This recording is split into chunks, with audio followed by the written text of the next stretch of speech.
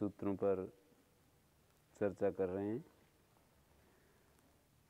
योग को बीच में रखते हुए, केंद्र में रखते हुए हम विविध विषयों पर विचार विमर्श करते आ रहे हैं।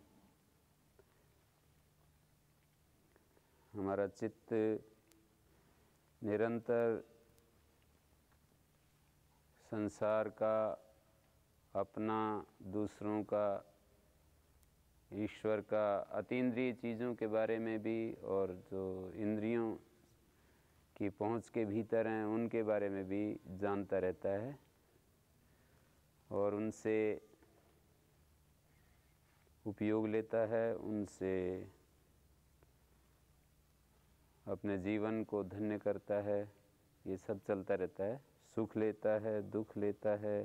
तो हम विचार कर रहे हैं कि ये हमारा जो चित्त है वो इन विविध व्यापारों में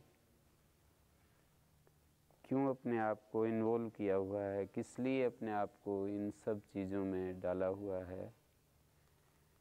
चित्त का स्वभाव है कि जब तक चित्त है तब तक वो ज्ञान, क्रिया, उपासना इन सब चीज़ों में रहेगा।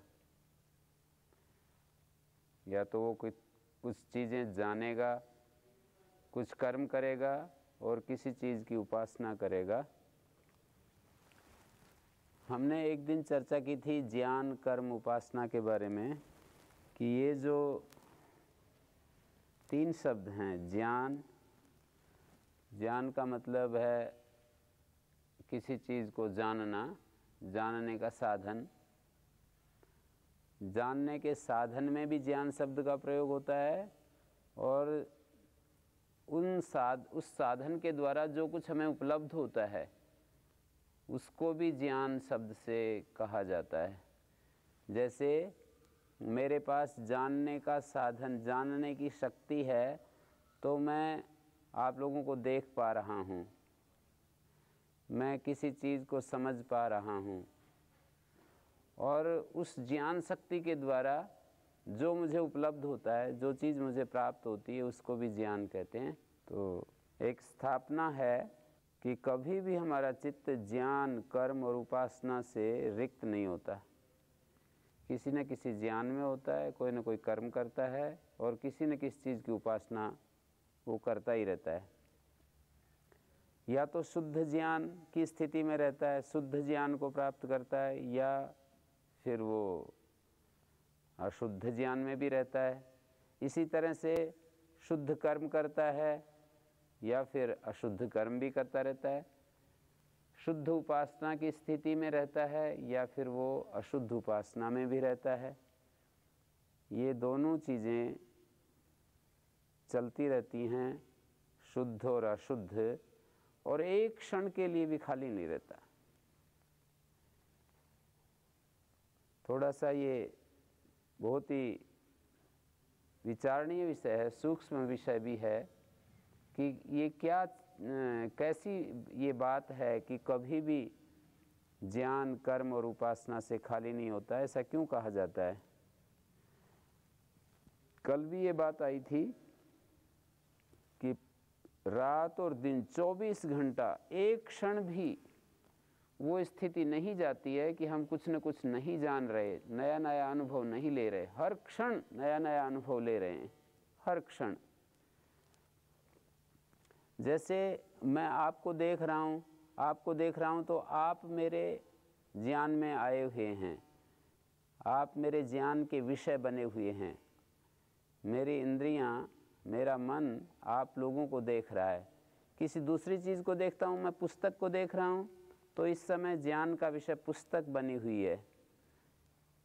मैं किसी भवन को देख रहा हूँ, प्रकाश को देख रहा हूँ, मैं अपने हाथ को देखने लगता हूँ। हर क्षण, एक एक क्षण में ये क्रिया होती है। किसी एक चीज़ को भी जब हम देखते हैं तो उसको भी क्षण क्षण में हम उसका अनुभव प्राप्त करते हैं। वहाँ लगता हमको ऐसा है कि इस चीज़ को हम ये चीज़ लगातार देखते चले जा रहे हैं। लगातार का अर्थ इतना ही होता है क्षण क्षण में उसको देख रहे हैं। क्षण क्षण में हमारे को नया ज्ञान हो रहा है।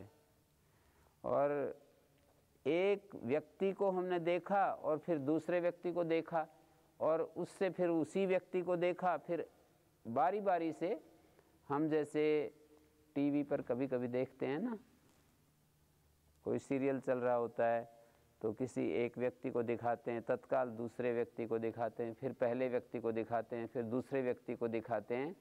ऐसे कभी कभी आपने देखा होगा, कोई एक इंटरव्यू चलता है तो वो जो कैमरा फोकस करते हैं किस कभी एक पर कभी दूसरे पर, पहले फिर उसी पर, फिर बदल बदल करके कैमरा उसके ऊपर केंद्रित करते हैं। तो हमारे को बारी बारी से वो चित्र सामने आता है, तो जैसा वो चित्र आता है उस समय हमारे को वही हमारे ज्ञान में चीज़ होती है, और वो जब दूसरा चित्र आता है तो दूसरी ज्ञान में आ जाती है। तो ये जो प्रत्यक्ष होता है, ये हमारे को जो चीज़ पहले नहीं थी और वो अपूर्व जैसे हमारे ज्ञान में आ रही है, बार बार भी करते हैं तो भी ऐसा होता है। जैसे एक सेकंड पहले हमने किसी चीज़ को देखा, फिर दूसरी चीज़ को, दूसरे सेकंड किसी दूसरी चीज़ को देखा, तीसरे सेकंड उसी चाहे पहली चीज़ को देख रहे हैं हम, फिर भी वो एक नया ज्ञान, मैं कहना जो चाह रहा हूँ वो ये है कि नया ज्ञान हमारे चित्त में आता है। और जैसे 50 सेकंड तक हम इसी तरह से बारी बारी से एक बार एक चीज़ को, दूसरी बार दूसरी चीज़ को, फिर तीसरी बार उसी चीज़ को, चौथी बार बारी बारी से 50 सेकंड तक 25 सेकंड एक चीज़ को देखा और 25 सेकंड एक चीज़ को, तो हमारे ज्ञान में वो चीज़ बदलती रही है, ऐसा हम कहेंगे। ये तो बात मैंने दो चीज़ों को लेकर के कहा कि एक चीज़ को हमने देखा फिर दूसरी को देखा, तो एक एक सेकंड 25 बार हमने एक चीज़ को देखा, अलग अलग समय। अब मैं उसी चीज़ को लेकर के कहना चाहता हूँ कि हमने किसी चीज़ को 25 सेकंड तक अपने सामने रखा, तो यूँ समझ लीजिए 25 सेकंड उसी चीज़ को हमने पुनः पुनः देखा है। आप यूँ कहेंगे पुनः पुनः, हम तो देखते ही चले जा रहे हैं, पुनः पुनः कहाँ देखा है? वो हमारे को पता ऐसा चलता है कि हम देखते चले जा रहे हैं, पुनः पुनः हम देख रहे हैं। सेकंड के भी बहुत ज़्यादा सूक्ष्म विभाग कर लीजिए, और इस तरह से एक सेकंड में मैं 14 चित्र, उसमें से आजकल जो चित्रकार जो चित्र लेते हैं तो वो यूँ कहते हैं एक सेकंड में 14 चित्र या 16 चित्र जो है ना, ये हम एक चीज़ के, उसी चीज़ के 16 चित्र ले लेते हैं, 14 चित्र ले लेते हैं। अर्थात एक सेकंड में यदि हमारा मन भी उस कैमरे की तरह यदि काम कर रहा है, यूँ समझ लीजिए, हमारा मन तो और भी ज़्यादा फास्ट काम करता है, पर मैं कैमरे का भी उदाहरण लूँ तो यूँ समझ लो कि एक सेकंड में 14 बार किसी चीज़ को हमने देखा। तो ये मन की सूक्ष्म स्थिति है कि हम निरंतर जागते समय, सोते समय, चलते समय, उठते बैठते, बात करते, कभी भी एक क्षण के लिए भी खाली नहीं होते, हम ज्ञान की स्थिति में रहते हैं, इस तरह से जान रहे होते हैं। और वो हमारा ज्ञान कभी किसी चीज़ का तो दूसरे समय दूसरी चीज़ का, तीसरे क्षण किसी और चीज़ का, ऐसे बदलता भी रहता है। और एक चीज़ को भी देखेंगे तो भी वो बदलता हुआ ही क्षण क्षण में उस चीज़ को अनुभव करता है। ये तो ज्ञान की बात हुई। हम इसी तरह से जैसा हमारा ज्ञान होता है, कर्म भी साथ साथ चलते रहते हैं, शरीर से, वाणी से और मन से। हम शरीर से कर्म करते हैं, हम शरीर से नहीं तो वाणी से कर्म करते हैं, वाणी से नहीं तो हम मन से कर्म करते हैं। जैसे हम मानसिक कर्म करते हैं, किसी के बारे में बुरा सोचना, किसी के बारे में अच्छा सोचना, किसी को हम बहुत ही अच्छा मानते हैं, किसी को बुरा मानते हैं, ये सब मानसिक कर्म होते रहते हैं। हम यूँ कहते हैं कि ये जो संसार है ये तो सब चांस है, इसके पीछे किसी का हाथ नहीं है, तो ये एक मानसिक कर्म हो रहा है। हम ये कहते हैं कि इसके पीछे एक सर्वज्ञ शक्ति का हाथ है, जिसने इस संसार को बनाया। वो पूर्ण ज्ञानवान है, और वो जो है उसने अपनी सहज रूप से उस ज्ञान शक्ति का प्रयोग किया हुआ है। तो ये एक हमारी इस तरह से जो हम ये देख रहे हैं, ये हम अपने चित्त के द्वारा, अपनी बुद्धि के द्वारा या अपने मन के द्वारा हम ऐसा अवलोकन कर रहे हैं, और ये एक मानसिक कर्म हो रहा है हमारा। जब हम ऐसा सोचते हैं कि इस संसार के पीछे एक सच्चिदानंद, एक पूर्ण ज्ञानवान शक्ति का हाथ है, एक मानसिक कर्म हो गया। और उसके हम मन में सोच रहे हैं, हमारे को उसी के लिए जीना चाहिए, उसी के लिए मरना चाहिए, उसी के लिए काम करना चाहिए, उसके पास रहना चाहिए, उसको केंद्र में बना करके हमें अपना जीवन जीना चाहिए। ये जो हम बैठे बैठे एकांत में इस तरह से सोच रहे हैं, तो ये हमारा मानसिक कर्म चल रहा है। हम वाणी के द्वारा व्यवहार करते हैं, मन से हम कर्म करते हैं, शरीर से हम कुछ न कुछ चेष्टा करते हैं। और इसी तरह तीसरी चीज़ उपासना भी हमारी चलती रहती है। हम उपासना को आप ऐसे समझिए कि जैसे हम जब प्रकृति की उपासना करते हैं, उपासना तो हमारी या तो प्रकृति की होती है या परमेश्वर की होती है। जब प्रकृति की उपासना होती है तो हमारे को सुख या दुख, ये दो चीज़ें मिलती हैं। प्रकृति की उपासना से हम प्रकृति की उपासना सुख के लिए प्रवृत्त होते हैं, सुख पाने के लिए प्रकृति के साथ जुड़ते हैं। पर सुख नाम की कोई ऐसी चीज़ नहीं है जो अकेली सुख, हमारे सुख के नाम से अकेली चीज़ मिलती रहे, हमें बदले में दुख भी मिलता है। तो सुख और दुख, सुख पाने के लिए जब हम प्रकृति से जुड़ते हैं तो साथ में दुख भी मिलता रहता है। और ये चीज़ों से, वस्तुओं से, व्यक्तियों से जो हम उपयोग लेते हैं, उपयोग लेने का मतलब जैसे कि अग्नि के पास जाकर के ठंड से ठिठुर रहे थे, अग्नि के पास बैठ गए, तो ये अग्नि का उपयोग लेना हुआ। अर्थात अग्नि हमारे अंदर प्रवेश कर गई, हमने अग्नि की उपासना की और अग्नि हमारे अंदर आ गई। एक महापुरुष ने इन तीनों शब्दों की व्याख्या करते हुए कि भगवान की हम स्तुति करते हैं, उससे प्रार्थना करते हैं, उसकी उपासना करते हैं, एक एंगल से देखा। दूसरे महापुरुष ने इन चीज़ों को एक दूसरे एंगल से देखा, उनकी मैं चर्चा कर रहा हूँ। जब हम भगवान का गुण कीर्तन करते हैं, उसने इस संसार को बनाया, कितनी ये सुंदर रचना उसने बनाई, और वो इस दुनिया के कण कण में व्यापक है, वो कितना सर्वशक्तिमान है, सर्वज्ञ है, और वो करुणावान है, दयालु है। उसकी महिमा हम अलग अलग शब्दों में जब हम गाते हैं, सुनाते हैं या सुनते हैं, तो उसकी महिमा को हम एक प्रकार से अपने दिल में बिठा रहे होते हैं। तो ये उसकी स्तुति करना है, महिमा को स्वीकार करना, उस प्रभु की स्तुति करना है। उसकी महिमा यदि स्वीकृत है, जैसे वो महिमाशाली है, वो सृष्टि को उसने रचा है, हम सब के लिए भी उसने सब प्रबंध किए हैं। ये विविध जो उसके प्रति गुण कीर्तन है, उसके गुणों की जो चर्चा है विविध रूपों में, ये उसकी स्तुति है। और उसकी आवश्यकता यदि हम महसूस कर रहे हैं तो ये उसकी प्रार्थना है। यदि हमारे को उसकी आवश्यकता है उस प्रभु की, तो ये उसकी प्रार्थना है। और हमने उसके साथ अपना संबंध जोड़ लिया है। उसका तो संबंध है, पर उसके संबंध होने से बात नहीं बनेगी, हमारी तरफ से संबंध बनना चाहिए। वो तो हर चीज़ में उपस्थित है और उसका हर चीज़ के साथ संबंध है। तो हमारा भी जब उसके साथ संबंध हो जाता है तो ये उपासना हो जाती है। वो तो हम सबको अपना समझे, पर हम किसी को अपना न समझें तो फिर उपासना नहीं होगी। हमें उसे समझना पड़ेगा कि वो हमारा है।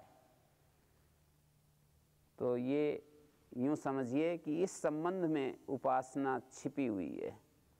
जब हम ये समझ लेते हैं कि वो हमारा है, हमारा तो वही है, तो हमारा मन, हमारी बुद्धि, ये सारी आंतरिक शक्तियाँ उसके साथ जुड़ जाती हैं।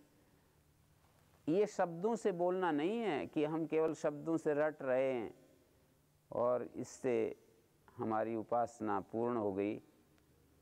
शब्दों के पीछे जो एक भाव होता है, वो भाव हमारा उसके साथ जुड़ा रहता है और हम उसको अपना हृदय में बिठा लेते हैं। जैसे कि कोई शादी से पहले कोई देवी अपने जिसके साथ उसका रिश्ता होता है, शादी से पहले इसलिए कहा जाता है कि शादी के बाद तो बहुत सारी परस्पर एक दूसरे के साथ जो उनका जो रहन सहन होता है, तो उसमें एक दूसरे के गुण दोष से वो जो उच्च स्थिति है वो नीचे भी आ सकती है। जरूरी नहीं आए, आ सकती है, पर शादी से पहले प्राय यही होता है कि वो अपने को पूर्ण रूप से उसके समर्पित समझती है और उसे अपना इष्ट देव समझती है।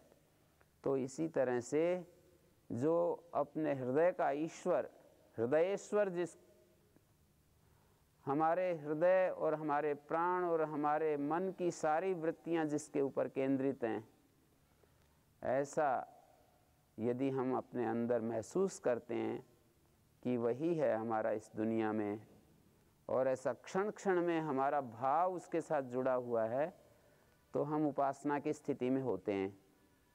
और हम वस्तुओं को, रुपए पैसे को, चीज़ों को, संबंधों को भी अपना समझते हैं, तो ये भी एक उपासना हो रही होती है। तो या तो हम प्रकृति की उपासना करते हैं, प्रकृति का मतलब शब्द, स्पर्श, रूप, रस, गंध, इनका उपयोग लेते हैं, इनसे सुखी होते हैं, और ये चीज़ नहीं मिलती तो दुखी होते हैं, इनके अभाव में कभी कभी बहुत ही परेशान होते हैं, कभी विषाद में चले जाते हैं, कभी तनाव में चले जाते हैं। तो प्रकृति की उपासना करते हैं। प्रकृति के जितने भी पदार्थ हैं, प्रकृति के जितने भी चीज़ें जो हमारे अनुभव में आती हैं, मानी हमारे ज्ञान में जितनी भी प्रकृति की चीज़ें आती हैं, तो ज्ञान भी चलता रहता है और प्रकृति के साथ जुड़कर हम कुछ कर्म भी करते हैं। जैसे कोई खेती कर रहा है, कोई वृक्षों में पानी डाल रहा है, वृक्ष लगा रहा है, कोई भाषण दे रहा है, कोई अध्यापन का कार्य कर रहा है, कोई सेना में एक बॉर्डर के ऊपर खड़ा हुआ अपने देश की रक्षा के लिए कुछ अपनी ऊर्जा लगा रहा है। तरह तरह के काम जो इस संसार को आप थोड़ा सा शांत नज़र से आप देखेंगे तो ये जो रूप है, सब लोग अपने अपने काम में लगे हुए हैं, ये सब काम हो ही रहे हैं। तो हम काम भी करते ही रहते हैं, क्षण क्षण में, एक क्षण के लिए भी खाली नहीं रहते हैं। यूँ समझिए कि कुछ न कुछ चलता ही रहता है, एक क्षण के लिए भी खाली नहीं रहते हैं। माने शारीरिक दृष्टि से, नहीं तो वाचिक स्तर पर, नहीं तो मानसिक स्तर पर कुछ न कुछ चलता रहता है। चुपचाप भी बैठे हैं और मन से किसी के बारे में अच्छा बुरा सोच रहे हैं, तो मन से कर्म हो रहे हैं। और उपासना से भी खाली नहीं होते हैं। हम इस प्रकृति का उपयोग लेते हैं या फिर इस प्रकृति से हट करके अपना संबंध भगवान के साथ बनाते हैं।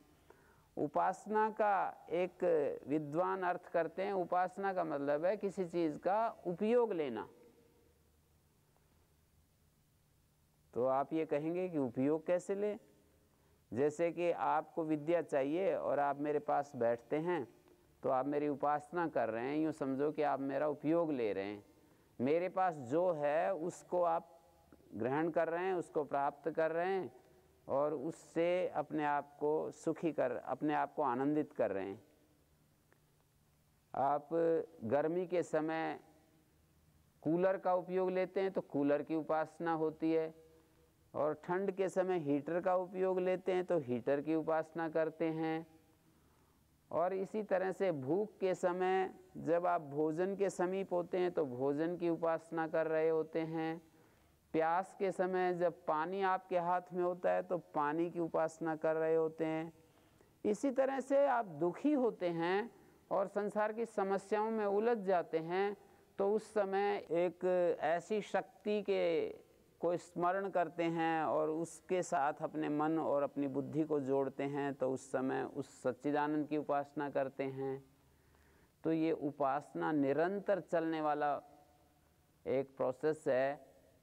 कर्म भी इसी तरह से निरंतर चलने वाली चीज़ है। और ज्ञान तो मैंने बताया, हमारी चित्त की वृत्तियां जान रही हैं, कभी किसी व्यक्ति को, कभी किसी चीज़ को, कभी हमारे पिछले अनुभवों को हम जान रहे होते हैं, जो स्मृति के रूप में पिछली चीज़ें हमें याद आती हैं, बार बार हमारे मन में दोहराई जाती हैं, तो वो पिछली चीज़ों को हम जान रहे होते हैं, या वर्तमान में किसी चीज़ को जान रहे होते हैं।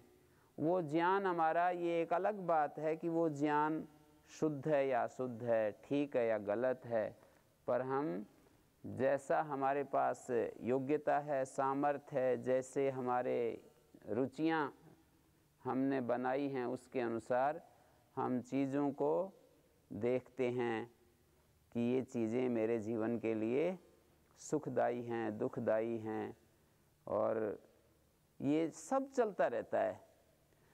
और योग का अर्थ यही होता है कि अपनी वृत्तियों को, अपने अंदर जो निरंतर उठ रही हैं, चित्त के स्तर पर जो ये वृत्तियां उठ रही हैं, उनको देखभाल करना, उनको समझना कि वो क्लिष्ट हैं, अक्लिष्ट हैं, वो मुझे सुख दे रही हैं, दुख दे रही हैं, ये सारा अनुभव करना अपने स्तर पर।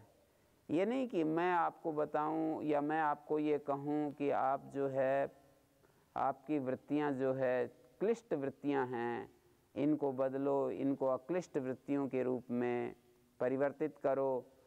ऐसे नहीं, ऐसे तो आपको पता ही नहीं चलेगा यूं किसी दूसरे के कहने से। आप अपनी आँख से जब देखेंगे कि मेरे अंदर कौन कौन सी वृत्तियां क्षण क्षण में उभर रही हैं, तो ये आपके लिए एक बहुत बड़ा एक ऐसा टर्निंग पॉइंट होगा, एक ऐसी चीज़ होगी कि आप निरंतर आगे बढ़ सकेंगे इस जीवन की यात्रा में, जीवन की राह में।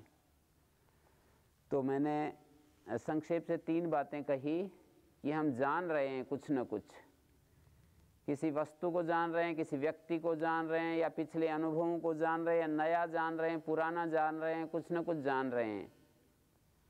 उस जानने के साथ कुछ न कुछ कर्म कर रहे हैं, शुभ अशुभ कुछ न कुछ हो रहे हैं।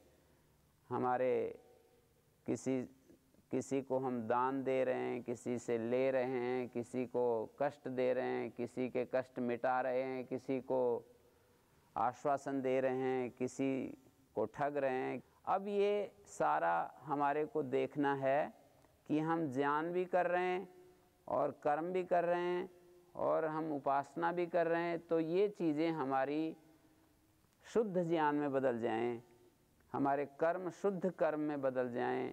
हमारे द्वारा कर्म तो हो ही रहे हैं, हम इतने सचेत हो जाएं कि वे कर्म शुभ कर्म ही हों, शुद्ध कर्म ही हों।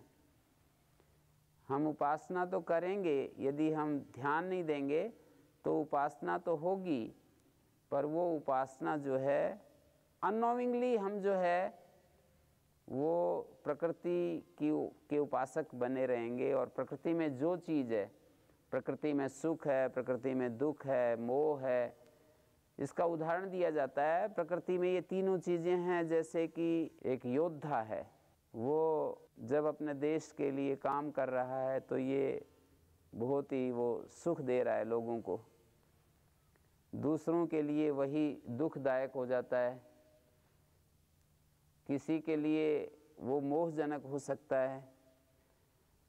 शास्त्र में इसको समझाने के लिए सात्विक सुख, राजसिक सुख, तामसिक सुख को समझाने के लिए ये एक ही चीज़ हमारे लिए सुखद हो सकती है, किसी के लिए दुखद हो सकती है, किसी के लिए वो मोहजनक हो सकती है। स्त्री का उदाहरण देते हैं कि एक स्त्री जो है वो अपने पति के लिए सुखदायक है, वही स्त्री जो है किसी दूसरा व्यक्ति है उसके लिए मोहजनक हो सकती है। एक वही स्त्री अपने सपत्नी के लिए दुखदायक हो सकती है। तो ये संसार के पदार्थ इसी तरह से अपेक्षा के साथ हमारे लिए सुखदायक भी हो सकते हैं, दुखदायक भी हो सकते हैं, हमें मोह पैदा करने वाले भी हो सकते हैं। जैसी हमारी वृत्ति है, जैसे भाव के साथ हम इनको देखते हैं, इनसे जुड़ते हैं, वैसा हमें उपलब्धि होती रहती है। तो हमारा कर्तव्य है कि हम इन चीज़ों को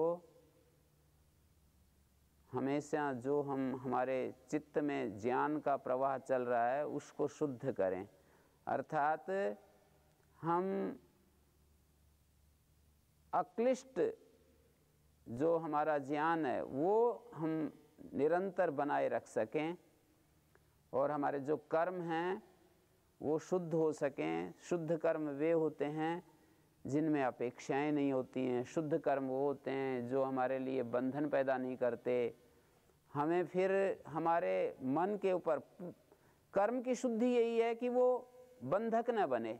कर्म की शुद्धि ये है कि कोई संस्कार उस कर्म के द्वारा हमारे अंदर न बने। ये पराकाष्ठा है शुद्धि की, कि कर्म हो जाए और उस कर्म का हल्की सी भी रेखा हमारे मन के ऊपर ना पड़े। हम किसी कर्म को यदि बाध्य होकर के करना पड़ता है तो यही कर्म का बंधन है। और ये प्राय ऐसा होता है जब हम किसी कर्म को करते हैं तो वो कर्म हमारे को संस्कार के रूप में हमारे अंदर वो बैठ जाता है, और फिर वो हमारे को पुनरावृत्ति के लिए बार बार प्रेरित करता है। तो इस तरह से जो ये कर्म होते हैं ये हमारे लिए बंधक कहें, कर्म बंधन। लोकोयम कर्म बंधना, ये संसार कर्म से बंधा हुआ है। हमारे को ऐसे कर्म करने कि कोई कर्म हमें बांधे नहीं। हम आँखों से देखने का कर्म करते हैं, हाथों से कुछ चीज़ें ग्रहण करते हैं, पैरों से चलते फिरते हैं। तो ये सभी जो कुछ हम करते हैं ये कर्म हमारे लिए बंधन कारक न हों, और हमारी जो उपासना है वो निरंतर हमें आनंद की तरफ ले जाए। मतलब हम जब ईश्वर की उपासना करते हैं तो ईश्वर तो एक शांत स्थिति का नाम है। उपासना जब करते हैं तो उपास्य जैसे हम हो जाते हैं। प्रकृति की उपासना करने से प्रकृति जिस तरह की है उसी तरह की चीज़ें हमारे अंदर आ जाती हैं। प्रकृति परिवर्तनशील है, प्रकृति में सुख है, दुख है, मोह है, तो हम भी सुखी दुखी मोही होते रहते हैं। और परमेश्वर एक रस है, आनंद से पूर्ण है, दयालु है, कृपालु है, और वो शांत है। इस तरह से जो जो परमेश्वर में है वो हमारे स्वभाव में आता रहता है। तो ये विचार करके हमें जो है अपने जीवन को समझना है। हम एक दिन योग दर्शन के कुछ सूत्रों पर विचार कर रहे थे, मैं उसी पर अब आ रहा हूँ कि विशेष दर्शी जो होते हैं, कैवल्यपाद का 25 नंबर सूत्र आप देखिए एक बार। विशेष दर्शी जो होते हैं, आत्म भाव भावना विनिवृत्ति। विशेष दर्शी की आत्म भाव भावना निवृत्त हो जाती है। आत्म जिज्ञासा कि मैं कौन था, क्या था, कौन हूँ, ये सब उसके अंदर ये जिज्ञासा पूर्ण हो जाती है। उसका जो ये अन्वेषण है कि मैं कौन हूँ, क्या था, क्या हूँ, वो समाप्त हो जाती है। जैसे आप को जिज्ञासा होती है कि ये संस्कृत भाषा क्या है, कैसे है, फिर आप सीख लेते हैं तो जिज्ञासा पूर्ण हो जाती है। उस समय फिर आप शांत हो जाते हैं। जैसे मेरे को भी कभी एक समय बड़ी लगन थी कि मैं संस्कृत को सीखूं, पढ़ूं, उसके लिए खूब मेहनत की, परिश्रम किया। जब मेरे को इस भाषा से परिचय हो गया तो बस नॉर्मल हो गया। उसमें किसी प्रकार का जो मन में एक वो होता है, जैसे कि किसी चीज़ को पाने के बाद क्या होता है, आप डुबकी लगाते हैं जल में और आपकी कोई सोने की अंगूठी जैसे पानी में कहीं गिर गई और आप उसको ढूंढ रहे होते हैं और 5-7 मिनट तक आप उसमें कोशिश करके इधर उधर तलाश करते हैं और वो आपके हाथ में आ जाती है। उसके बाद शांत हो जाते हैं। तो इसी तरह से जब हमें कोई उपलब्धि हो जाती है तो हम शांत हो जाते हैं। उपलब्धि क्या है? साधक के लिए तो उपलब्धि यही है कि उसके समस्याएं समाधान की स्थिति में पहुंच जाएं, उसके जीवन में कोई समस्या न रहे। ये जो समाधि है इसका मतलब ही समाधान है। समाधि को समाधान शब्द से आप समझ सकते हैं। हमारा चित्त समाधान की स्थिति में चला जाए तो ये है विशेष दर्शी की स्थिति, विशेष दर्शी होना है ये। तो जो विशेष दर्शी है उसकी खोज समाप्त हो जाती है। यही कहा, आत्मभाव भावना विनिवृत्ति का अर्थ है उसकी खोज पूर्ण हो जाती है। अब वो आगे उसके लिए खोज करने के लिए कुछ बचता नहीं है। और जब तक हमारे को विशेष वो स्थिति नहीं मिली है, विशेष दर्शी की स्थिति हमें नहीं प्राप्त हुई है, तो हमारी खोज चलती रहती है। निरंतर हम खोज करते रहते हैं कि मैं कौन हूँ, क्या हूँ। और जिसको जिज्ञासा भी नहीं है तो वो अपना सामान्य एक साधारण जीवन जो होता है वो जीता रहता है। 3 स्तर के जीवन मैंने आपके सामने रखे। एक तो विशेषदर्शी सिद्ध पुरुष होते हैं, एक साधक होते हैं, और एक जो साधक भी नहीं होते हैं, जैसा भी उनके मन में आया वो करते रहते हैं। तो उनका जो जीवन है वो तो पतन की तरफ नीचे नीचे जाता रहता है। ऊर्ध्वं गच्छन्ति सत्वस्था, मध्ये तिष्ठन्ति राजसा, जघन्य गुण वृत्तिस्था, अधो गच्छन्ति तामसा। मतलब 3 प्रकार के लोग हैं। जो सत्वगुणी होते हैं वो ऊपर को जा रहे हैं, रजोगुणी वो बीच में ठहरे हुए हैं, तमोगुणी हैं वो नीचे जा रहे हैं। और यदि इन गुणों के परिप्रेक्ष्य में देखें तो एक सिद्ध पुरुष हैं जो गुणातीत हो गए हैं, जिन्होंने सब सत्य को पा लिया है, जो सत्य का परिचय हो गया, जिनको सत्य का साक्षात्कार हो गया। तो ऐसे जो लोग हैं उनको हम विशेषदर्शी कह सकते हैं। विशेषदर्शी को एक तो सामान्य देखने वाले, एक विशेष रूप से जो देखने वाले हैं, विशेष रूप से देखने वाले को विशेषदर्शी कहते हैं। उसकी आत्मभाव भावना निवृत्त हो जाती है। और सामान्य जो दर्शी हैं और पर जिज्ञासु हैं तो उसके अंदर खोज चालू रहती है। और जिसके अंदर जिज्ञासा नहीं है तो उनको खाना पीना, सोना जागना, बस इतना ही होता है। उनको कोई किसी उपलब्धि से, किसी ज्ञान से कुछ लेना देना नहीं होता। भौतिक इस अस्तित्व को बनाए रखने के लिए जो आवश्यकताएं होती हैं, जैसे इस भौतिक अस्तित्व को बनाए रखने के लिए भोजन की आवश्यकता है, पानी की आवश्यकता है, वस्त्र की आवश्यकता है, मकान की आवश्यकता है, उतनी मात्र उनकी चाहत होती है। और बहुत सारा मनुष्य जाति का एक बहुत सारा भाग ऐसा ही है जिसमें जिज्ञासा नहीं होती है, केवल शरीर की आवश्यकताओं की पूर्ति मात्र की जाती है। शरीर की आवश्यकताओं की पूर्ति कोई व्यक्ति जो है हल चलाकर करता है, कोई व्यक्ति पढ़ा करके करता है, कोई व्यक्ति पौधों की सेवा करके करता है, कोई व्यक्ति सेना में भर्ती होकर, कोई पुलिस में भर्ती होकर, कोई वकील बन करके, कोई डॉक्टर बनकर, कोई इंजीनियर बनकर। अलग अलग ये काम हैं। इनके माध्यम से यदि हम कुछ कुछ केवल इतना ही करना चाहते हैं कि हमारी शरीर की आवश्यकताएं पूर्ण हो जाएं और हमारे को और इससे ज़्यादा हमारा कोई लक्ष्य नहीं होता है, तो हमारी ये सामान्य स्तर के हम कहे जाएंगे। शरीर की आवश्यकताओं के साथ हमारी मन की जो जिज्ञासा है वो भी यदि पूर्ण हो जाए तो हम साधक की श्रेणी में प्रवेश कर जाते हैं कि भाई शरीर की आवश्यकताएं तो खैर करनी ही हैं, पर हमें जीवन भी हमें समझ में आना चाहिए। ये जीवन क्या है, इसका क्या पर्पज़ है, क्यों हम जीते हैं, जीवन का लक्ष्य क्या है, जीवन का स्वरूप क्या है।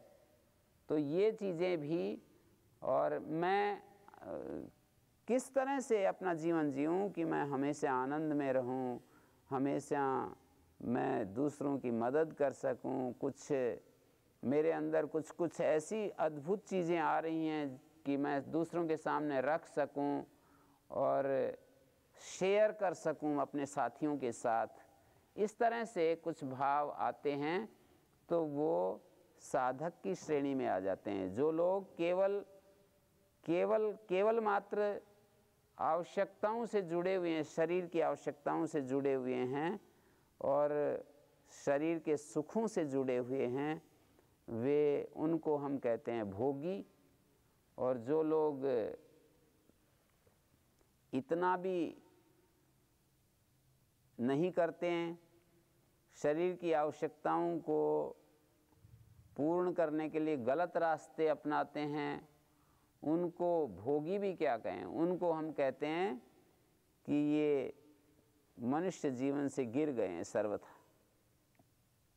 शरीर की आवश्यकताओं को पूरा करने के लिए कोई चोरी कर सकता है, कोई भ्रष्टाचार से पैसा कमा सकता है, कोई किसी को लूट सकता है, किसी को चीट कर सकता है, धोखा दे करके भी पैसा ले सकता है। तो शरीर की आवश्यकताओं की पूर्ति के लिए ही करते हैं ये लोग भी, तो वो बिल्कुल नीचे चले जाते हैं। उसके लिए उनको जेल जाना पड़े तो जेल भी चले जाते हैं, उनको समाज में निंदित होना पड़े तो उसको भी वो निंदित होते रहते हैं, करते रहते हैं। पर दूसरे लोग शरीर की आवश्यकताओं को मात्र पूर्ति करते हैं, कुछ मेहनत करते हैं। कुछ लोग हमने देखे जैसे खूब मेहनत करते हैं, कमाते हैं और अपना जो एक समाज की व्यवस्था है उसके अनुसार अपना, उससे ज़्यादा उनको कुछ लेना देना नहीं।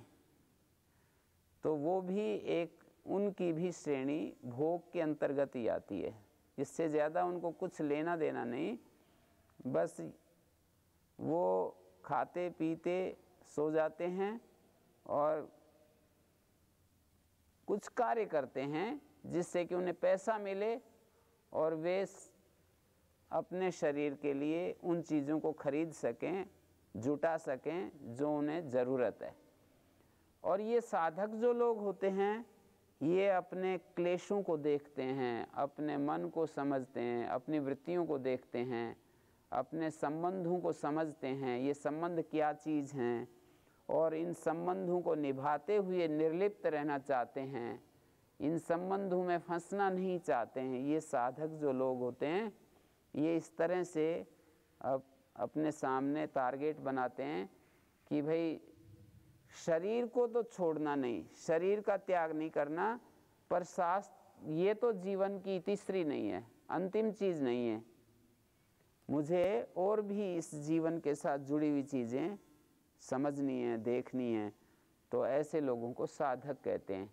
और ये आखिरी जो लोग होते हैं वो तो सिद्ध पुरुष होते हैं, वो कोई होते हैं, वो तो बहुत ही रेयर लोग होते हैं जिनको हम सिद्ध पुरुष कहते हैं।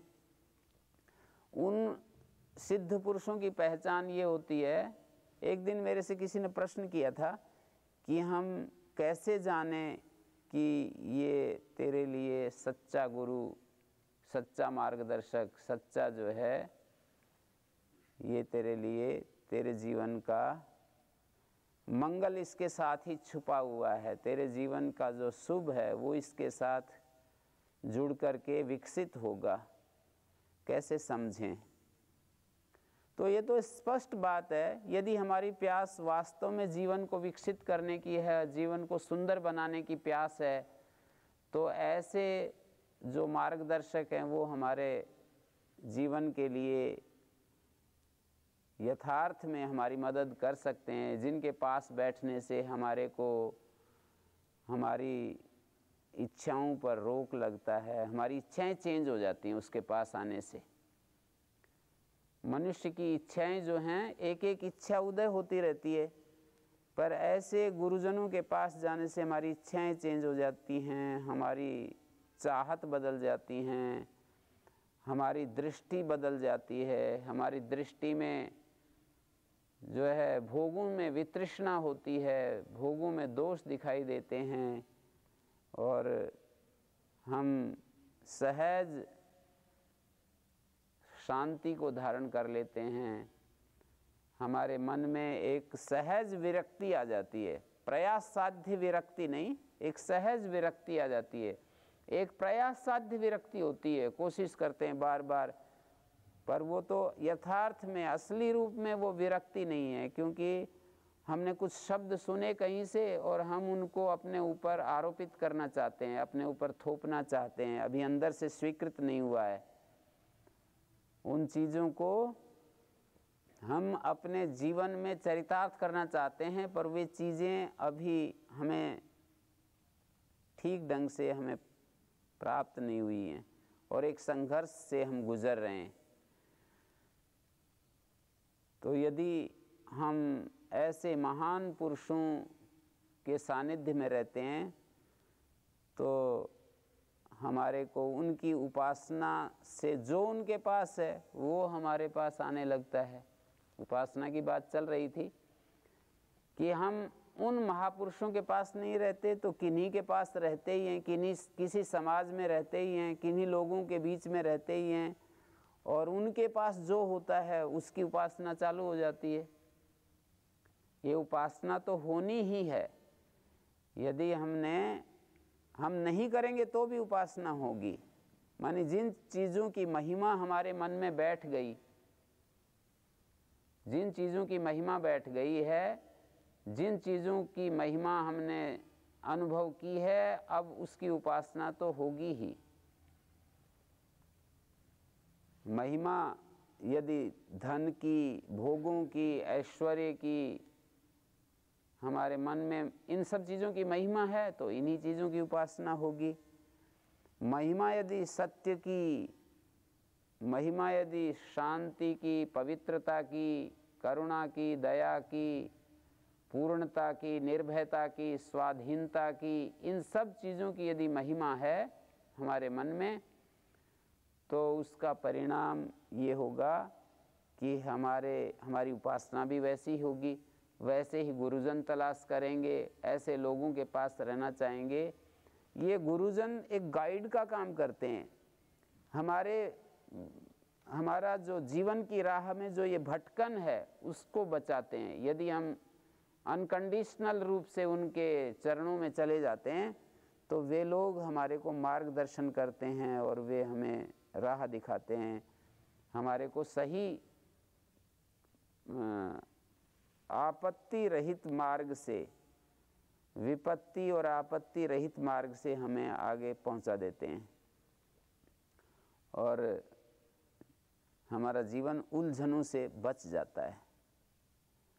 क्योंकि हमारी इतनी घर की समझ होती नहीं है कि हम उन उलझनों को पार कर जाएं, और दूसरे की हम माने नहीं तो ज़रूर फंसेंगे। या तो व्यक्ति के पास अपनी समझ इतनी हो। हमारे स्वामी जी महाराज एक होते थे, वो सुनाते कि एक संत से किसी ने पूछा कि संसार में सबसे उत्तम चीज़ क्या है, तो उसने कहा शुद्ध बुद्धि। फिर दूसरा प्रश्न किया कि ये ना मिले तो क्या करें, बोले शुद्ध बुद्धि वालों के संग में रहो। या तो अपनी समझ इतनी पवित्र, निर्मल और शुद्ध हो, अपनी नहीं है तो किसी के पास रहें, शुद्ध समझ वालों के पास रहें, शुद्ध बुद्धि वालों के निकट रहें। या तो कोई प्रज्ञावान विवेकी हो, या कोई बालक जैसा सरल हो जाए, या तो सूर्य जैसा हो, या कोई शिशु जैसा हो। शिशु या संत को महामाया की रस्सी नहीं बांधती, सूर्य तो यूँ समझ लो, सूर्य अपनी घर की समझ का प्रतीक है। जिसके पास पूर्ण प्रज्ञा है वो सूर्य की उपमा के योग्य है, सूर्य की उपमा उसके लिए दी जा सकती है। और जो पूर्ण समर्पित है उसको शिशु की उपमा दी जा सकती है, बालक की उपमा दी जा सकती है। बालक जो है समर्पित होता है, और ज्ञानी जो है वो स्वयं अपने समझ से चलता है, स्वयं को उसने दीपक बना लिया है। ज्ञानी ऐसा होता है अपने आप को उसने प्रकाश बना लिया, दीपक बना लिया। अब दीपक उसके हाथ में है, अब कोई खतरा नहीं अंधेरे का। अंधेरे में परेशानी होती है, अंधेरे में कहीं गड्ढे में पैर जाता है, कभी गड्ढे वाली रोड के ऊपर रात को कभी चलने का आपको अनुभव हुआ हो तो याद करो, साइकिल के ऊपर, और गड्ढे हों जिस सड़क में और साइकिल पर आप यात्रा कर रहे हो और अंधेरी रात हो, तो आप देखिए कैसे झटके लगते हैं बार बार। तो इसी तरह से हमारे जीवन में भी जब अपनी समझ नहीं होती है ना तो झटके लगते हैं। कभी इंद्रियां किधर खींचती हैं, कभी ये हमारा मन कहीं खींचता है, इच्छाएं हमारे को कहीं ले जाती हैं, ये सब होता रहता है। ये सब अंधेरे के परिणाम हैं। हमारे को बेचैनी होती है, हमारे को कन्फ्यूजन होते हैं, सारे अंधेरे के परिणाम है। जब तक हमारे मन में अंधेरा है तो ये संशय भी आएंगे, भ्रांतियां भी आएंगी, मिथ्या ज्ञान भी आएगा। जब तक अंधेरा है हमारे मन में तो हमारे जीवन में जो कर्म होंगे वो शुद्ध कैसे हो सकते हैं, हमारे कर्म भी अशुद्ध होंगे। तो या तो हम अपने ज्ञान को हमेशा, हम ज्ञान को ऐसा निर्मल कर लें और इतनी ऊंचाई पर स्थिर हो जाएं, जा कर के ठहर जाएं उस ऊंचाई पर, अपनी गरिमा को ना तोड़ें, अपनी गरिमा को गिराएं नहीं, नीचे ना उतरें, ऊपर बैठ जाएं, ऊपर जाकर स्थिर हो जाएं। नीचे हैं तो ऐसे व्यक्ति के लिए अपने आप को उसके अनुशासन और उसके मार्ग निर्देशन को ना भंग करें। तो ऐसा करने से विशेष दर्शी की बात पर मैं बोल रहा था कि विशेष दर्शी के पास में रहने से भी हम विशेष दर्शी हो सकते हैं। विशेष दर्शी के निकट रहने से सतत उसके अनुशासन, ऐसा नहीं कि आप शरीर से उसके साथ रह रहे हैं और मन से अपने ही उस चीज को, मन से एक वो उपमा दी जाती है कीड़े की, कि एक कीड़ा एक भौरे से बात कर रहा था कि आप कहाँ रहते हैं, कि हम तो फूलों में रहते हैं, वहाँ क्या मिलता है, हमें बड़ी सुगंध मिलती है। तो उसने निमंत्रण दिया, आप भी एक दिन आकर के देख सकते हैं। तो वो जो कीड़ा था, उस जिसका जैसा अभ्यास होता है वो तो उसी चीज़ में राजी रहता है और वो छोड़ता भी नहीं उन चीज़ों को सहज। यदि ऐसी ये गंदी चीज़ें यदि छूट जाएं तो एक दिन में ही मनुष्य पूरा पवित्र हो जाए। तो वो उस गंदगी को साथ लेकर के और उसके निमंत्रण पर पहुंच गया और वो कहता है हमें तो कोई यहाँ पर सुगंध नहीं आ रही, आप तो बड़ी प्रशंसा कर रहे थे। तो उन्होंने कहा अच्छा। तो देखा तो उसने वो मुंह में वो छिपाई हुई है गंदगी। तो ऐसे हम किसी मार्ग निर्देशक के पास जाते हैं, संत के पास जाते हैं, किसी अच्छे आश्रम में जाते हैं और अपनी गंदगी को छोड़ते नहीं है। जो हमने जीवन में जो कमाई, जो कुछ हमने संस्कारों के रूप में जो अर्जित की है उसको छोड़ना नहीं चाहते, छूटती नहीं है। छोड़ना चाहें तो भी ऐसे उन चीज़ों में थोड़ा थोड़ा रस आता रहता है ना, तो रस आता रहता है तो वो चीज़ें छूटती नहीं हैं, उसको बनाए रखते हैं और फिर उसका आनंद भी लेना चाहते हैं, उस जीवन का जिसके प्रति हमारा आकर्षण, जिसको हम किसी पुस्तक में सुना, किसी महापुरुष की वाणी में देखा, तो इतना मात्र सुनने से या किसी प्रवचन को सुनकर या पुस्तक को पढ़ कर के हमारे मन में भाव जागृत हो गया और हम उस स्थिति में रहना चाहते हैं। पर वो पिछली चीज़ें जो हैं, भूतकाल के जो संस्कार हैं, वो ऐसे मिटते नहीं हैं, वो ऐसे छूटते नहीं हैं कि प्रवचन सुना और वो पीछे वाली चीज़ें पीछे रह जाएं और अब तो बस आगे चलना है। ऐसा नहीं होता है। बार बार एक माता जी का दृष्टांत मुझे याद आता है, कई बार मैंने पहले भी सुनाया होगा। वो उसके माता पिता ने उनकी शादी कर दी और वो कुछ भक्ति प्रधान संस्कार वाली थी वो महिला, और शादी के बाद उनके मन में बार बार जब वो पति के घर जाए तो उसको ये मन में आए कि ये कहाँ तू आ गई और यही क्या जीवन का उद्देश्य है। और उन्होंने कहा कि मैं फिर अपने घर आ जाती, मतलब माता पिता के पास आ जाती, फिर वहाँ आती तो फिर मेरे को पता नहीं कौन सी बात मेरे को खींच करके फिर वहीं ले जाती। और सैकड़ों बार उसने कहा कि ये रिपीट होती रही ये चीज़। मैं यहाँ आऊँ तो वहाँ की याद आए और वहाँ जाऊँ तो माता पिता के घर की याद आए कि वहीं अच्छा है, मुझे साधना करनी है, मुझे तपस्या करनी है। पर बच्चे भी हो गए और ये सब होता रहा और आखिरी में वो रिपीट होते होते एक ऐसी स्थिति आई कि वो अब आजकल जब उसने कई साल हो गए और वो अलग हो गई, तब मैं उनसे मिला और मैं ये सब बातें उनकी लगभग 2 घंटे उन्होंने अपना इतिहास सुनाया कि आप कैसे इस रास्ते पर आई, कैसे क्या। तो मैंने कहा कि ये तो सभी मनुष्य मात्र के जीवन की कहानी है, केवल आपकी कहानी नहीं, सभी तो ऐसा ही कर रहे हैं। आदमी इतना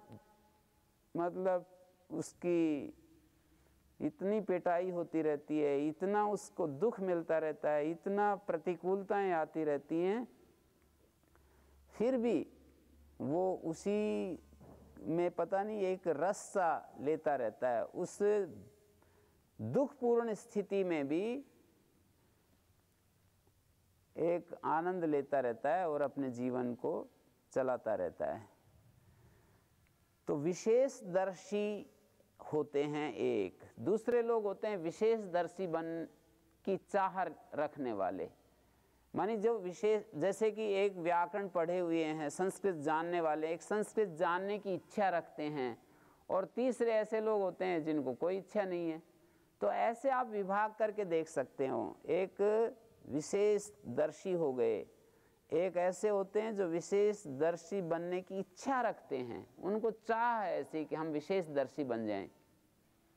और तीसरे ऐसे व्यक्ति होते हैं जिनको वो चाह भी नहीं होती है, वो इच्छा भी नहीं होती है किसी प्रकार की, कुछ इच्छा नहीं होती है उनको। तो ये जो दूसरे तरह के जो लोग होते हैं, जो जिज्ञासु तरह के लोग होते हैं, उनको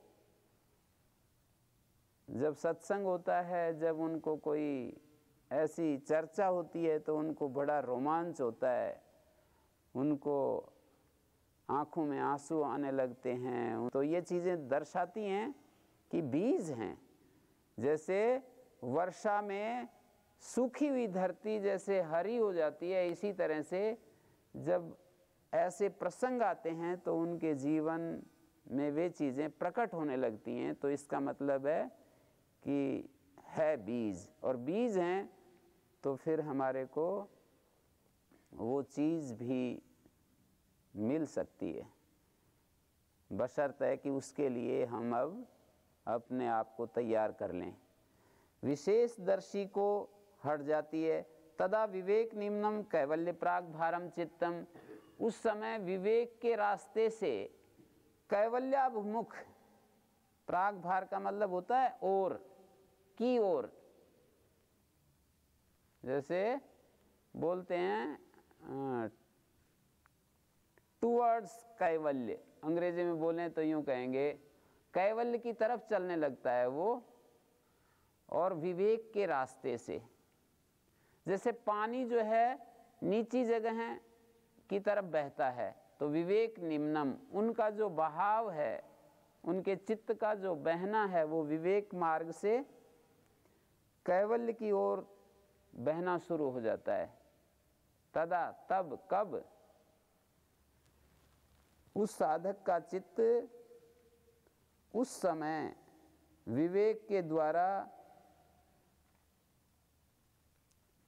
जिनकी आत्म भाव भावना निवृत्त हो गई, तब, तदा मानी तब, उस समय, किस समय? ऊपर वाले सूत्र में ये कहा है कि विवेकदर्शी को आत्म भाव भावना निवृत्त हो गई, उस समय विवेक मार्ग से कैवल्य की ओर बहना शुरू हो जाता है उसका चित्त। उसका चित्त उधर ही चलता है, विवेक की स्थिति में रहता है और कैवल्य की तरफ यात्रा शुरू हो गई उसकी। पर एक बड़ी मतलब इसमें कैवल्य जो है उस प्रवाह की अंतिम सीमा होती है, जो उधर ही ढलवे प्रदेश में उस तरफ ही वो चलता जाए तो विवेक मार्ग से बहता हुआ वो वहाँ चल रहा है।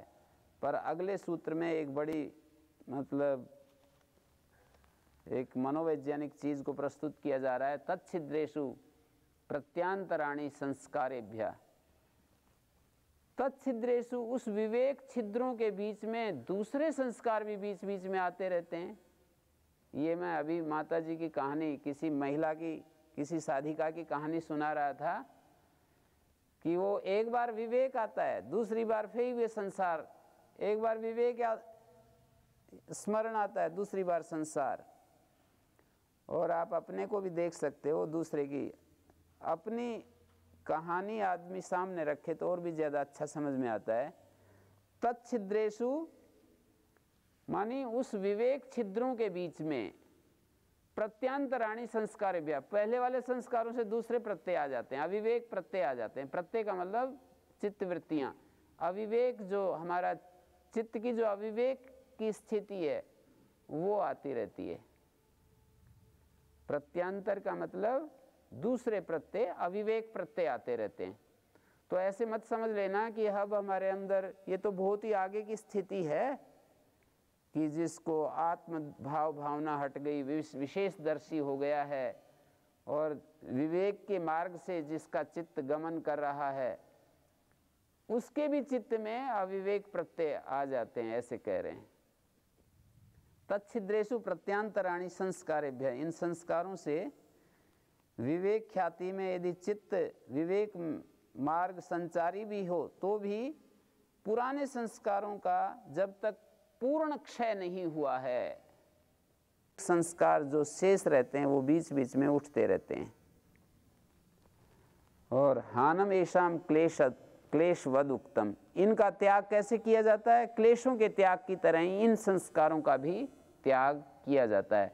क्लेशों के त्याग के लिए प्रारंभ में साधन पाद के प्रारंभ के 7 सूत्रों में कुछ संदेश दिया गया है।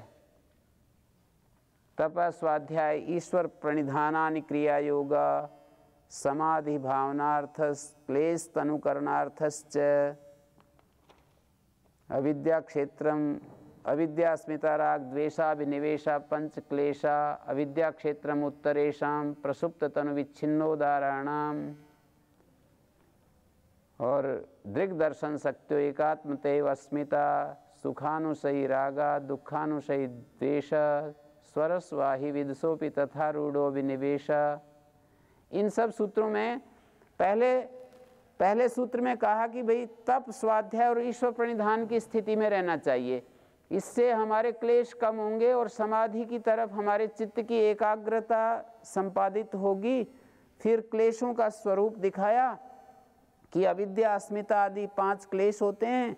अविद्या का क्षेत्र जो है वो इन आगे वाले चारों क्लेशों की प्रसव भूमि होती है। अविद्या का क्षेत्र, क्षेत्र का मतलब खेत, प्रसव भूमि, उत्पत्ति स्थान। अविद्या जो है खेत होता है, प्रसव भूमि होती है, उत्पत्ति स्थान होता है। प्रसुप्त, तनु, विच्छिन्न और उदार जो क्लेश होते हैं, कुछ क्लेश उदार होते हैं, वो तो हमारी समझ में आते हैं, पर विच्छिन्न भी क्लेश ही होते हैं, प्रसुप्त भी क्लेश ही होते हैं, वो कभी भी उद्बुद्ध होंगे। और तनु जो होते हैं वो भी क्लेश का अतिक्रमण नहीं करते, तनु क्लेश भी कभी भी उदार हो सकते हैं। यदि प्रमाद किया व्यक्ति ने, उदार का मतलब चित्त की उस क्लेश से परिपूर्ण अवस्था। जैसे हमारे मन में कोई इच्छा पैदा हो रही है किसी चीज़ के लिए, तो वो उस समय, उस इच्छा के समय हमारा चित्त उदार अवस्था में होता है, उस इच्छा से रिलेटेड उदार अवस्था होती है हमारी। मेरे को धन की बहुत तेज इच्छा है, धन कमाने की, तो ये समझे कि धन के लिए हम उस बिंदु पर हैं जब हमारा चित्त धन की दृष्टि से उदार है। हमें किसी ने गाली दी, हमारा अपमान किया और हमें गुस्सा आ रहा है, तो गुस्सा उदार अवस्था में है। और जब कोई वृत्ति उदार होती है तो दूसरी सब विच्छिन्न होती हैं। जैसे किसी आदमी को बहुत ही प्रेम की स्थिति में है तो उस समय द्वेष नहीं होता है, और जब द्वेष होता है तो प्रेम नहीं होता है, राग होता है तो द्वेष नहीं होता, द्वेष होता है तो राग नहीं होता। ये विरोधी चीजें हैं। तो राग के समय राग उदार होता है पर द्वेष विच्छिन्न होता है। और योग साधना के द्वारा, तप, स्वाध्याय, ईश्वर प्रणिधान के द्वारा तनु हो जाते हैं ये क्लेश, सूक्ष्म हो जाते हैं, पूरे नष्ट नहीं, सूक्ष्म हो जाते हैं। पूरे नष्ट कैसे होते हैं? इन सब स्थितियों के बाद आगे 2 सूत्र बोले, ध्यान हेयास्तद्वृत्तया और ते प्रतिप्रसव हेया सूक्ष्मा।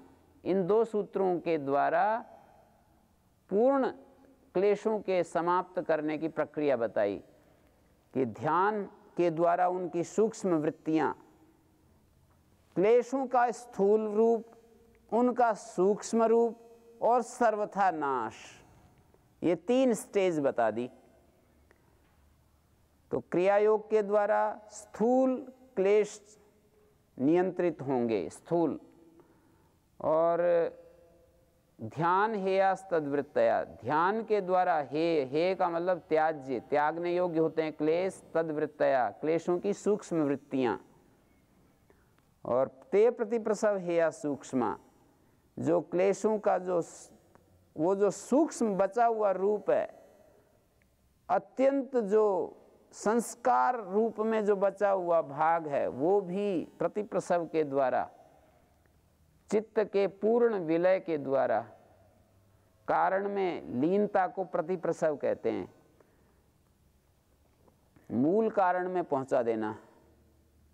ये जो हमारे चित्त की अवस्था है, मन की, अहंकार की, इंद्रियों की, ये विकार अवस्था है हमारी, मूल प्रकृति का परिणाम है ये। तो इस परिणाम को कारण में पहुंचा देना, ये प्रतिप्रसव कहलाता है। तो हानम एषाम क्लेशवद उक्तम, इन जो अविवेक प्रत्यय और अविवेक संस्कार, इन दोनों का, एक तो अविवेक प्रत्यय होता है, एक अविवेक संस्कार होता है। प्रत्यय का मतलब हमारे चित्त में कोई वृत्ति उठ गई तो ये प्रत्यय कहलाता है, और जब वो बीज रूप में हमारे चित्त में पड़ी हुई चीज है वो संस्कार कहलाती है। वृत्ति तो नहीं पर संस्कार है। तो अविवेक प्रत्यय और अविवेक संस्कार, इन दोनों का जो क्षय है वो क्लेशों के क्षय की तरह होता है। ये हानम एषाम क्लेशवद उक्तम। चित्त जब हमारा विवेक मार्ग से गतिशील होता है तो विवेक के द्वारा अविद्यादि दग्ध बीज की तरह हो जाती हैं। तो अविवेक संस्कार और आगे फिर संचित नहीं होता है, क्योंकि अविवेक का अनुभव होते ही वो विवेक से अभिभूत हो जाता है। जैसे ही हमारे को पता चला कि अविवेक प्रत्यय उठ रहा है, तेरे अंदर अविवेक प्रत्यय काम कर रहा है, तो अविवेक प्रत्यय उठते ही विवेक से वो हट जाता है। विवेक प्रत्यय तुरंत आ जाता है और हट जाता है। जैसे अक्रोध संस्कार आपके अंदर बहुत बढ़ जाए, अक्रोध संस्कार, तो परिस्थिति जैसे ही क्रोध की उत्पन्न होगी, कोई आपका अपमान करेगा, कोई वस्तु चुरा ली, कोई और कुछ ऐसा घटना घटी, किसी ने आपको बुरा भला कह दिया, कोई आरोप लगा दिया, तो इन परिस्थितियों में आपको क्रोध आएगा, तो तुरंत आपको अक्रोध संस्कार उसको एक तरफ कर देगा।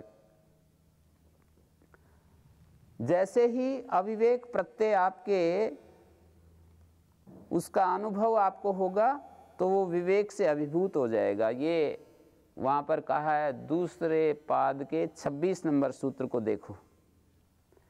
दूसरे पाद के विवेक ख्याति अविप्लवा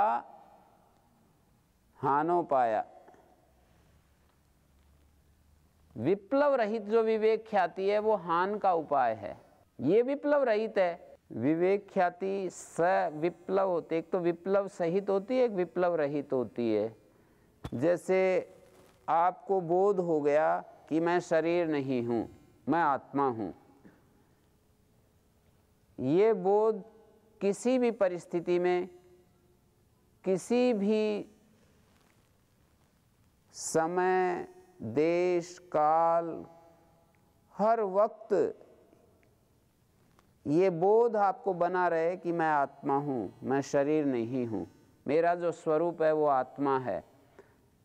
किसी भी परिस्थिति में, कितनी प्रतिकूल परिस्थिति हो, कितने आलंबन आपके बीच उपस्थित हों, आदमी की जो स्थिति है, एक स्थिति होती है, उसकी स्थिति कैसे डगमग होती है, क्यों बिगड़ती है, आदमी की साधक की जो स्थिति है वो क्यों विचलित होती है, तो इसका एक ही उत्तर है, आलंबन से। जैसे आपको आलंबन, प्रतिकूल आलंबन नहीं मिलता तो आप तब तक आपको क्यों दिक्कत होगी। मोटा सा उदाहरण मैं आपको दूं, जैसे आपकी जिह्वा में पानी नहीं आता पर भोजन की चर्चा हो या कोई भोजन आपके सामने विशेष भोजन आ जाए, भूख लगी हुई हो, तो आपकी जिह्वा सक्रिय हो जाती है। जैसे अभी इस समय जो आलंबन है वो आपको, आपके मन को शांत रखने के लिए अनुकूल है, और यहीं नृत्य होने लगे और बहुत ही ज़्यादा चंचलता भरा वायुमंडल हो तो वो आपके चित्त को भी सक्रिय कर देगा। हमारा जो चित्त है वो बाहर की चीज़ों से भी वैसा ही हो जाता है, सक्रिय हो जाता है। हमारा चित्त बाहर के आलंबनों से यदि उसको अनुकूल आलंबन मिलता है तो शांत हो जाता है, प्रतिकूल आलंबन मिलता है तो वो उसी तरह से अशांत हो जाता है। तो इसमें ये कहा कि ये अविवेक प्रत्यय और अविवेक संस्कार, इन दोनों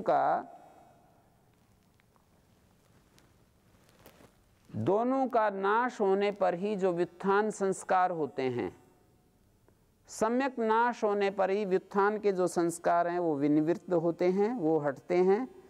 चित्त से विवेक निम्न होने पर, चित्त जो है सदा विवेक मार्ग से बहने लगे तो विवेक के द्वारा अविद्या दग्ध बीज जैसी हो जाती है। अविद्या को दग्ध बीज करने के लिए, अविद्या का पूर्ण नाश करने के लिए हमें विवेक की आवश्यकता होती है। विवेक की स्थिति में ही अविद्या का नाश होता है। तो जब अविद्या नाश हो गई तो अविवेक संस्कार फिर और आगे संचय नहीं होता, अविवेक का संस्कार फिर और संचित नहीं होता। अविवेक संस्कार तो अविवेक प्रत्यय से संचित होता है। अविवेक प्रत्यय, प्रत्यय का मतलब ये होता है कि जो हमारे चित्त में एक एक विचार के रूप में एक एक भाव जो तरंगें उठती हैं उसको प्रत्यय कहते हैं। मेरे को अभी वहाँ पर उस चीज़ से मिलना है, उसको देखना है, ऐसे मेरे अंदर जो भाव उठता है कि मैं वहाँ पर देखना चाहता हूँ, उस व्यक्ति से मिलना चाहता हूँ, ये सारा जो है इनको प्रत्यय कहते हैं। मैं पढ़ना चाहता हूँ, मैं सुनना चाहता हूँ, मैं योगी बनना चाहता हूँ, मुझे योगी बनना नहीं है, मैं तो अभी सांसारिक जीवन जीना चाहता हूँ, ये सारे प्रत्यय कहलाते हैं। प्रत्यय क्लिष्ट भी होते हैं, अक्लिष्ट भी होते हैं। कुछ प्रत्यय ऐसे होते हैं जो क्लेश की तरफ ले जाते हैं, कुछ क्लेश से मुक्ति की तरफ ले जाते हैं। तो ये प्रत्यय दो प्रकार के हैं, विवेक प्रत्यय और अविवेक प्रत्यय। संस्कार भी उसी तरह से दो प्रकार के हैं, विवेक संस्कार और अविवेक संस्कार। विवेक प्रत्यय से विवेक संस्कार बनते हैं, अविवेक प्रत्यय से अविवेक संस्कार बनते हैं। तो हमारे चित्त में जो ये प्रत्यय निरंतर चलते ही रहते हैं, विवेक के और अविवेक के। तो विवेक प्रत्यय से अविद्या या अविवेक नष्ट होता है, अविवेक प्रत्यय नष्ट होते हैं, विवेक प्रत्यय से अविवेक प्रत्यय नष्ट होते हैं।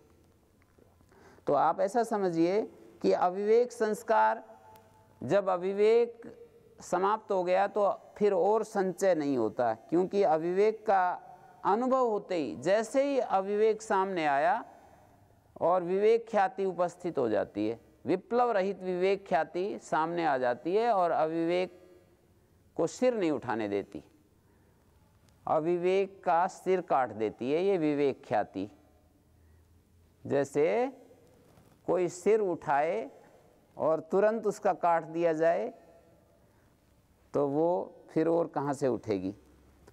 तो उस समय भी कोई पूर्व संस्कार से अविवेक प्रत्यय यदि उठ जाए, मैं मेरा इत्यादि को कोई पूर्व संस्कार वश कोई हल्का सा यदि कोई प्रत्यय उठ जाए, तो उसका भी निरोध करने के लिए वही उपाय है जो क्लेशों को हटाने के लिए उपाय अपनाया जाता है।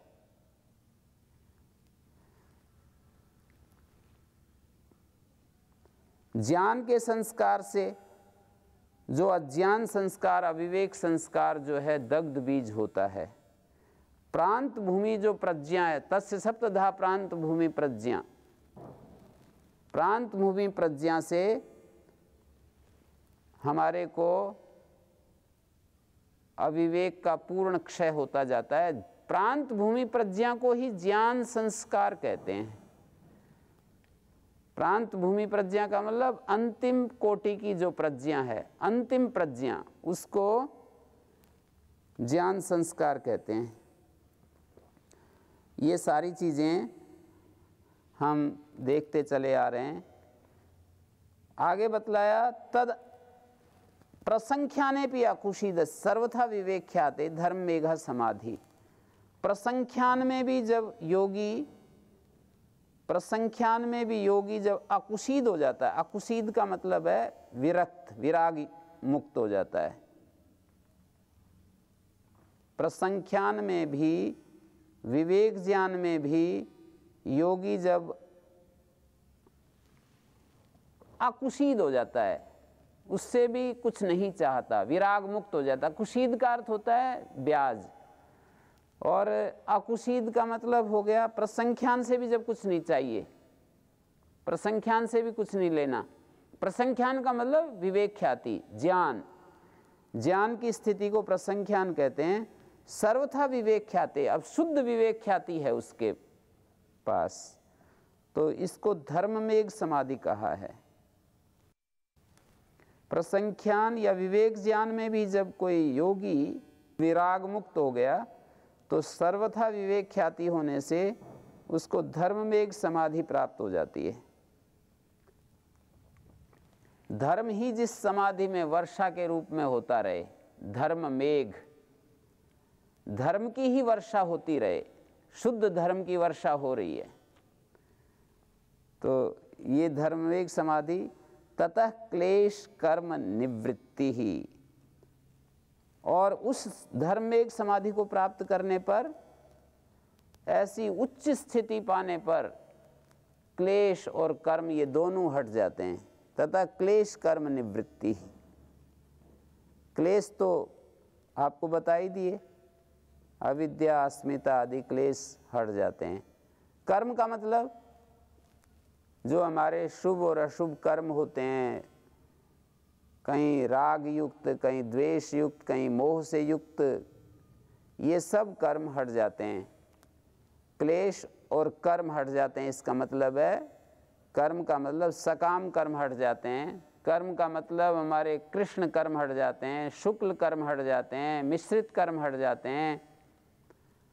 जीवन है तब तक कर्म तो होंगे, पर वो ऐसे कर्म हट जाते हैं जिनसे हमें बंधन होता है, बंधन में ले जाने वाले कर्म हट जाते हैं। अविद्यादि क्लेश संपूर्ण रूप से नाश को प्राप्त हो जाते हैं। कुशल और अकुशल जो कर्म होते हैं, कुशल अकुशल कर्माशय जो हैं वो नष्ट हो जाते हैं। और क्लेश और कर्म, कुशल अकुशल कर्मों के नष्ट होने पर जीते हुए ही योगी मुक्त हो जाता है। जीवन एव विद्वान मुक्तो भवति विमुक्तो भवति यस्माद् विपर्यो भवस्य कारणम। जो मिथ्या ज्ञान है वही जन्म का कारण है। वीतराग जन्मा दर्शनात्, जिसका राग क्षीण हो गया उसका जन्म नहीं होता। हमारा जो राग है वही हमें जन्म के लिए इस संसार में बाधित करता है। जन्म लेने के लिए हम ही कारण हैं, हमारी इच्छा ही कारण है। तो इस सूत्र में ये कहा, नहीं क्षीण विपर्य कश्चित केनचित क्वचित जातो दृश्यते। जिसके विपर्य क्षीण हो गया, जिसका मिथ्या ज्ञान नष्ट हो गया, वो व्यक्ति कभी किसी के द्वारा कहीं पर पैदा हुआ ऐसा नहीं देखा गया। तदा सर्वावरण मलापेतस्य ज्ञानस्य अनन्त्या ज्ञेयम अल्पम। तदा मानी तब, कब?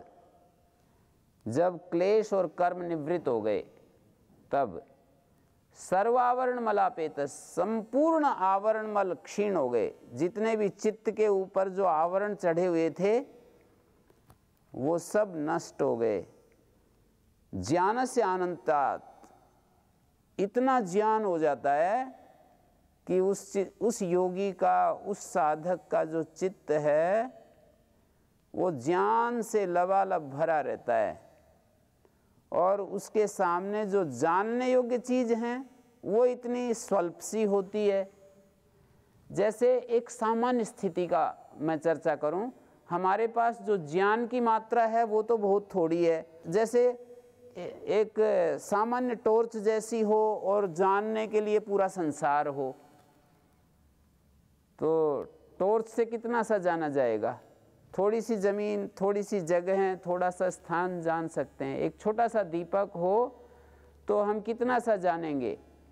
और वो भी टिमटिमाता हुआ दीपक, धुंधला प्रकाश देने वाला दीपक। और दूसरी स्थिति ऐसी होती है कि जैसे सूर्य की तरह हमारा ज्ञान हो और उसका प्रकाश धरती के ऊपर डालना हो। तो जैसे सूर्य जैसा यदि हमारा ज्ञान हो और ये जो जानने योग्य चीज़ें हैं वो इतनी थोड़ी मात्रा में हो, तो वो तो आराम से वो समझ में आ ही जाएंगी।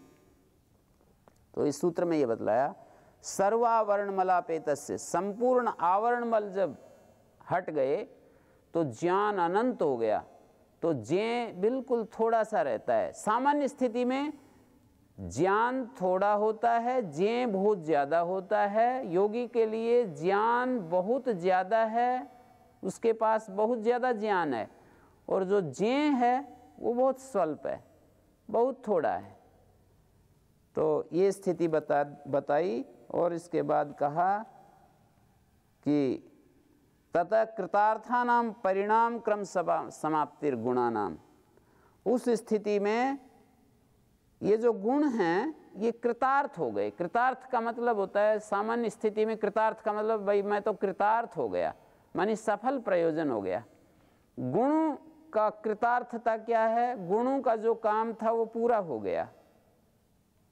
जैसे सामान्य भाषा में हमने ये शब्द सुना है कि ये आदमी तो कृतार्थ हो गया, ये आदमी तो सफल प्रयोजन वाला हो गया। हम तो पतंजलि योग पीठ में आकर के कृतार्थ हो गए। सफल प्रयोजन, सफल मनोरथ को कृतार्थ कहते हैं। तो गुणों के कृतार्थ होने से, माने ये जो गुण है, गुण का मतलब हमारा जो ये मन बुद्धि इंद्रियां, इनको गुण कहा है। हमारी मन बुद्धि इंद्रियां जो हमारे लिए दे सकते थे वो सब कुछ दे डाला। क्या दे सकते हैं ये? हमारी बुद्धि, हमारा मन, इंद्रियां हमारे लिए भोग देते हैं, और जब भोग में हमारे को दोष दिखाई देते हैं तो ये हमारे को ज्ञान देना शुरू कर देते हैं। भोग में हमारे को दुख दिखाई देता है तो यही बुद्धि जो हमारे को भोग में सुख देती दिखा रही थी, यही बुद्धि जब दोष दिखने लगे, भोगों में दुख दिखने लगे, तो वही बुद्धि हमारे को ज्ञान देना शुरू कर दिया। और जब वो पूर्ण ज्ञानवान हम हो गए, ज्ञान प्राप्त करते करते, बुद्धि के माध्यम से ही करते हैं, तो उस बुद्धि ने जब अंतिम जो ज्ञान की सीमा अपवर्ग कही जाती है, विवेक ख्याति कही जाती है, तो हमारे को वो जो ज्ञान मिलते मिलते पूर्ण ज्ञान प्राप्त हो गया, तो परिणाम क्रम समाप्ति, ये गुणों का जो परिणाम क्रम है वो समाप्त हो जाता है। गुण जो है उनका जो ये निरंतर परिवर्तन हो रहा है इस समय, वर्तमान समय में जब हम बंधन की स्थिति में हैं, तो गुण, एक गुण दूसरे गुण में बदलता चला जा रहा है, परिणाम में चल रहे हैं। ये परिणाम क्रम समाप्त हो जाता है, प्रतिप्रसव हो जाता है गुणों का। आगे कहेंगे ये परिणाम क्रम समाप्ति में जो क्रम शब्द आया उसकी व्याख्या अगले सूत्र में की। परिणाम क्रम समाप्ति, परिणाम क्रम का मतलब जो हमारा जो ये गुणों का, जो हमारे मन बुद्धि आदि जो गुण हैं, इनका जो परिवर्तन होने का जो क्रम है। क्रम का मतलब होता है जैसे एक वस्त्र होता है, नया वस्त्र, और कुछ दिन में हमें वो पुराना हो जाता है, एक जगह रखा रहे तो भी। एक वस्त्र को खरीद के रख दिया, 15 साल बाद आप देखेंगे तो पुराना हो जाएगा। वो एक एक क्षण में से गुजरते हुए उसमें पुरानापन आता है। तो ये क्रम क्या चीज़ है? क्षण प्रतियोगी परिणाम अपरांत निर्ग्राह्य क्रमा। परिणाम के अंतिम उससे हमें इसका बोध होता है। ऐसे पता नहीं लगता, जैसे वस्त्र है तो इसमें क्या परिवर्तन हो रहा है हमें पता थोड़ी चलता है। एक बालक छोटा सा जन्म लेता है और पूरा एक 6 फुटा आदमी बन जाता है, परिणाम क्रम के द्वारा ही वो स्थिति आती है। और एक सुंदर बच्चा, एक सुंदर नौजवान बूढ़ा हो जाता है, झुर्रियाँ पड़ जाती हैं, वो परिणाम क्रम से ही आता है। तो ये क्रम जो होता है वो एक एक क्षण में से गुजरने वाली चीज़ को क्रम कहते हैं। तो इन्होंने कहा कि क्षणों का जो आनंतरीय है, एक क्षण के बाद दूसरा क्षण, और परिणाम के अंतिम छोर से जिसका ग्रहण होता है उसको क्रम कहते हैं। तो परिणाम क्रम की समाप्ति हो जाती है। बुद्धि, मन, इंद्रियां आदि अपने परिवर्तन स्वभाव को छोड़ देते हैं, अपने कारण में लीन हो जाते हैं। और आखिरी सूत्र में यही बताया कि स्वरूप शून्यानाम गुणानाम, पुरुषार्थ शून्यानाम गुणानाम। पुरुषार्थ शून्य होते हैं, पुरुषार्थ, पुरुष का प्रयोजन 2 होते हैं। पुरुष माने जीव के प्रयोजन 2 होते हैं। क्या क्या? या तो भोग भोगे, भोग में यदि दुख दिखाई देता है तो फिर ज्ञान प्राप्त करे, भोग में दुख दिखाई देता है तो ज्ञान पाए। पुरुषार्थ शून्यानाम गुणानाम, ये जो गुण हैं ये भोग और अपवर्ग इन दोनों कार्यों को पूरा कर चुके। पुरुषार्थ शून्यानाम, यहाँ पर जो पुरुषार्थ शून्यानाम और पहले वाले सूत्र में कृतार्थानाम, एक ही बात को कह रहे हैं ये दोनों शब्द। 32 नंबर सूत्र में कृतार्थानाम शब्द है, यहाँ पर पुरुषार्थ शून्यानाम है, एक ही बात है। पुरुषार्थ शून्यानाम गुणानाम, वहाँ पर कहा है कृतार्थानाम गुणानाम, अंतिम में गुणानाम शब्द है, कृतार्थानाम पहले है, कृतार्थानाम गुणानाम, ऐसा अन्वय होगा, ऐसा उस वाक्य का अर्थ होगा। कृतार्थानाम गुणानाम परिणाम क्रम समाप्ति, परिणाम क्रम समाप्त हो जाता है। एक तो मूल प्रकृति से ये परिणाम क्रम चलता रहेगा, तब तक हमारा जन्म होता रहेगा। गुण बदलते जा रहे हैं, बदलते जा रहे हैं। हमारी बुद्धि, पहले जो बुद्धि थी वो आगे अनंत काल से परिवर्तन चलता चला आया है और ये अंतहीन काल तक चलता रहेगा यदि इस पर रोक नहीं लगाई गई। परिणाम क्रम सदा आगे आगे चलता रहेगा, चलता रहेगा। गुणों का परिणाम क्रम चलता रहेगा। इसलिए इस परिणाम क्रम को यहाँ पर डाला कि जब ज्ञान हो जाता है तो ये परिणाम क्रम समाप्त हो जाता है। कब होता है परिणाम क्रम समाप्त? जब ज्ञान हो जाता है, अपवर्ग प्राप्त हो जाता है। भोग की स्थिति में समाप्त नहीं होता। जब तक हमारा भोग है तब तक ये परिणाम क्रम चालू रहता है। पुरुषार्थ शून्यानाम गुणानाम प्रतिप्रसव, उन गुणों का प्रतिप्रसव हो जाता है।